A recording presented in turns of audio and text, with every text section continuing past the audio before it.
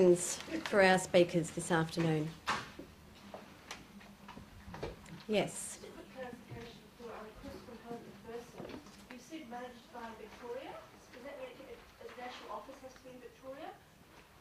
Yes, it does. And if your national office is based outside Victoria, you need to have a separate Victorian division. Okay. Got a bit of Yes. clarification on charitable ones. We're from community organisations, and how do we cover that if we're not? I just don't quite know the difference between. So clarification around the status of the organisation and the definitions. Yeah, development of the community, but we're not charitable. Who would like to answer that? Jan? Can I come to the microphone? A search on the Australian Taxation Office website on your ABN will tell you how you're classified. Okay. It will say what endorsements you have, because that's the first search that we do upon receiving an application. So ABN. I'd just like to add to that, it's not so hard for a lot of community groups to get charitable status, or that first step, ITEC. And if you go to the Australian Taxation Office website, you can download an application form. Sometimes it might mean you have to change your, if you're an incorporated body, you might have a model rules, and you might have to, at your next AGM, make a few amendments. But they're very helpful in giving you ideas on how to reach that charitable status. I should have added that FRRR doesn't require that charitable status in most instances. We look at the project itself and how charitable it is, and on occasions we've funded groups that just have a bank account, but it's not hard to get an ABN either. The other organisation that might be able to help with those questions would be PILCH, the Public Interest Law Clearinghouse, and I think their website is www.pilch.org.au, and they're a free legal advice service for community organisations. They run there. Yes? I've picked up that none of you actually fund individuals. So a lot of our work is actually trying to get equipment and house modifications and top-up funding for individuals, children and adults.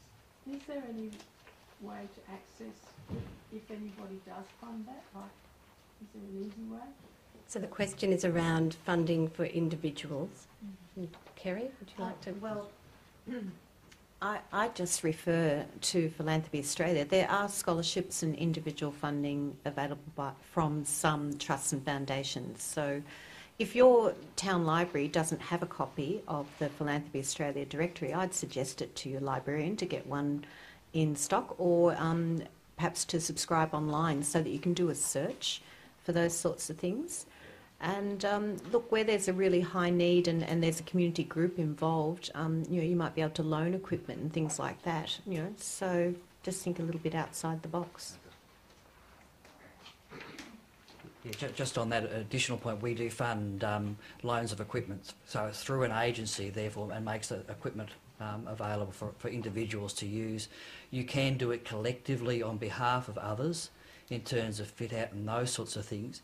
But again, it comes down to we have to challenge that against other grant rounds in terms of it's just going to individuals. Can it be used more than that? And hence, loan schemes are the more common type that we do equipment, but that will then benefit individuals. Yeah, I think that's a good point, and I think the Ross Trust and probably other trusts would be in that same space too. It's just what we were particularly probably saying is we won't fund an individual. The other thing I would sort of say is that Directory of Trusts is a fantastic book to get hold of from Philanthropy Australia, and when I was in the not-for-profit sector, I found that was really a bit of a Bible for those of you who want to start sort of making more inroads with philanthropic trusts. It's a terrific book and it's a great resource, so I think it's even worth spending the money and buying one and actually having it on your bookshelf, and then you can flick through around depending on the projects that you're interested in funding. What does it cost? Look, I'm not sure what it costs, and you can get it online, but to actually have the hard copy on your desk is really, I used to find really helpful. Any other questions? Yes? Rail trail. Rail trail. Rail trail, which would cover, say, 5 townships. It would be multi-staging. that any chance through, because what we've tried with... So this is a potential project, the rail trail for the Yeah. district? Gippsland one down here. Yep, There's- I've ridden on the one just recently, actually, out of Beechworth. They are fantastic. I could endorse it as a really great idea. In terms of rail trail, the only mechanism that we do is through the McPherson Smith Community Alliance, which is tied up with the State Government Community Building Initiative program, which you have to get the you have to be approval. you have to be one of the CBI communities, of which there's about 115 now across the state, and they can apply for things which are local priorities, so rail trails, toilets, picnic areas, community hubs, those sorts of things. Infrastructure projects could be funded through that mechanism.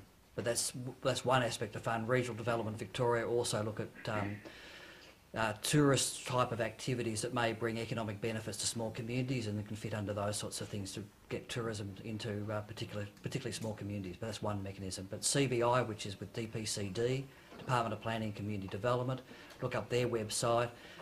And the process for getting addition to a CBI community is not easy, but We're in one. you're in one. Well, Latrobe City's one. well, guess what? I'm looking forward to seeing an application from you then. Yeah. Yes. Chris Austin, basically, are either bushfire recovery fundings that are available. Women's Circus is based in Melbourne. Its outreach arm wants to go further into regional rural Victoria. I'm just thinking, is there ways around, what we're looking at doing is building partnerships and going into collaboration with the different councils in the different regions to be able to run workshops in these areas. It's fine that we're located in Melbourne as long as you're working in collaboration with the different regions when you're putting your applications in. Yeah. Have you talk a bit further afterwards? Yeah. Definitely. All right. Yes. Kerry, does your trust fund local history community publications? The question is, Kerry, does your trust fund local history community publications? How quick can you make out an application?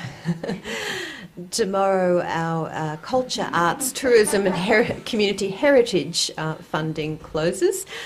And so that specifically, it is aimed. We've identified that we have a lot of applications in that area, preserving history, creating tourism and economic benefits. So we had an identified stream for that. But having said that, it comes through our small grants programs quite often too. So yes, provided there's a need and we can see the benefit to the wider community, and preferably through a community group, not just an individual. So they'd be, we're happy to look at each project on its merits. I'll speak to you after. Perhaps one more question and then we might go to the networking phase of the event. Any further questions? And just before we give you a second question, does anyone else have a question that they'd like to ask now? Okay, have your second question. Thank you. Lots of the applications say the benefit to the wider community. So you work out, the Women's Circus will work with, a group of 40 refugees. How do you expand that out into how that benefits the wider community? What exactly are the grants looking for in that question? So the question is, how can projects demonstrate the flow-on impact, positive impacts to the wider community? We do. Well, you're engaging youth when otherwise they may be bored, they may get involved in antisocial behaviour. It has ramifications for the family unit, and we, like others, are very strong on the family unit.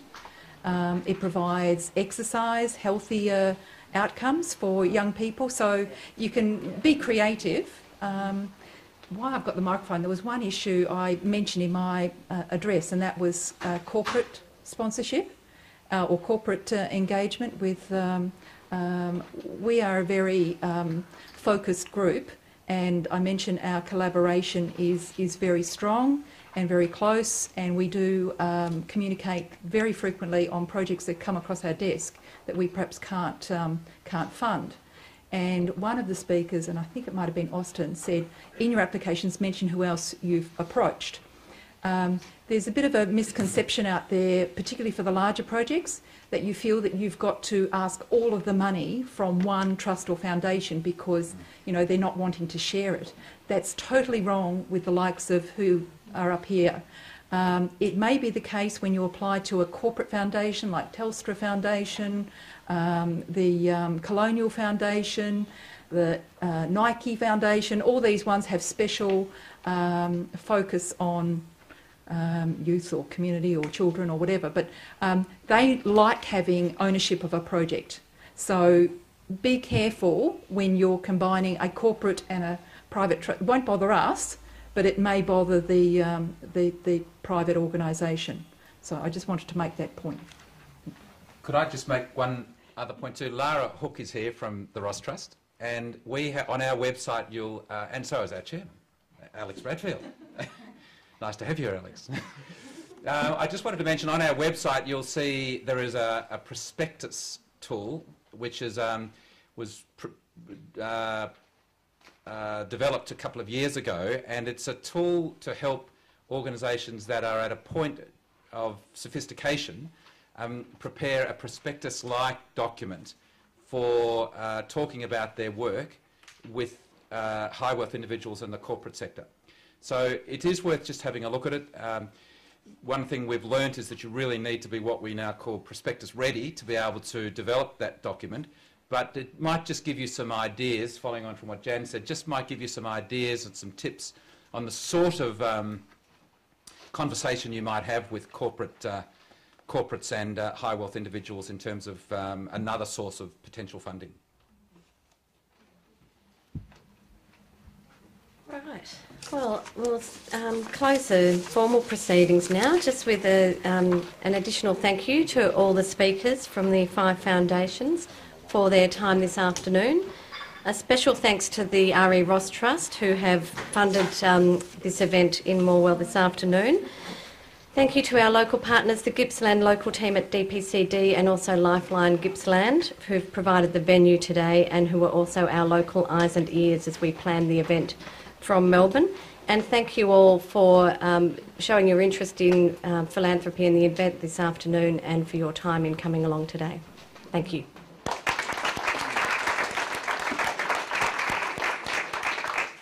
Now, if you'd like to join us for some snacks and tea and coffee and the opportunity to ask your, start pitching projects and ideas to the group.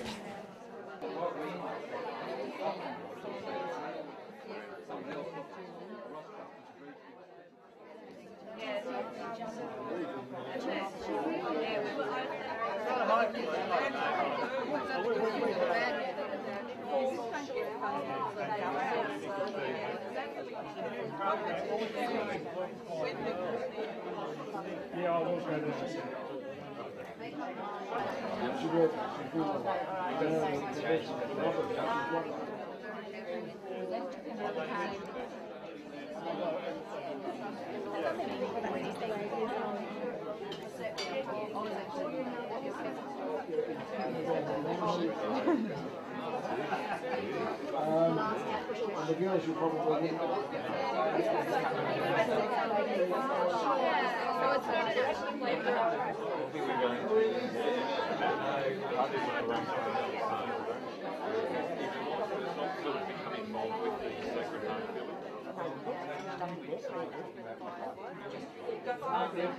Trying, because I thought he came back that way.